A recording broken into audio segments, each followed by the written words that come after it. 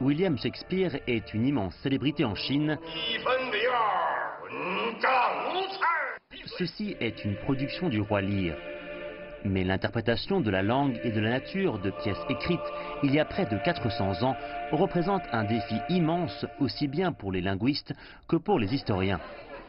Donc quand on obtient la dernière traduction d'Hamlet prête pour la scène, cela se célèbre.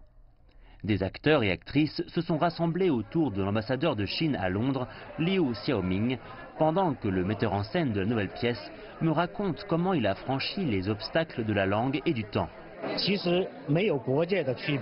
Le monde est une seule et même grande famille, dont les difficultés de l'Angleterre de Shakespeare et la Chine d'il y a 400 ans sont comparables.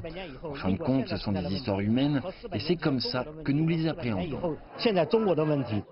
Mais ce rassemblement ne célèbre pas seulement les voyages des œuvres de Shakespeare, il célèbre aussi les interprétations de 45 pièces chinoises classiques de la même période qui arrivent dans les théâtres britanniques.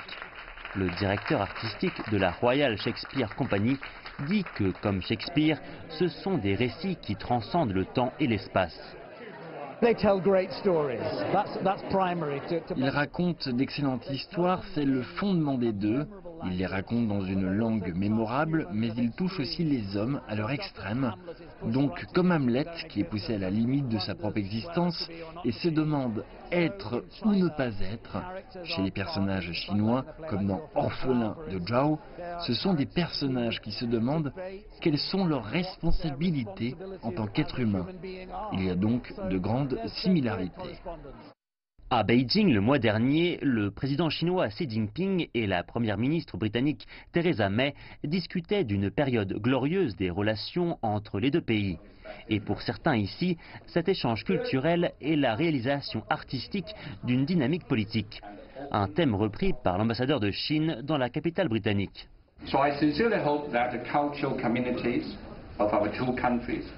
J'espère sincèrement que les communautés culturelles de nos deux pays saisiront les nouvelles opportunités et feront de nouveaux progrès. J'ai hâte de voir se poursuivre les contributions de la RSC à la période glorieuse Chine-Grande-Bretagne, particulièrement dans le domaine de la collaboration culturelle. Une collaboration culturelle à qui on déroule désormais un peu du tapis rouge médiatique.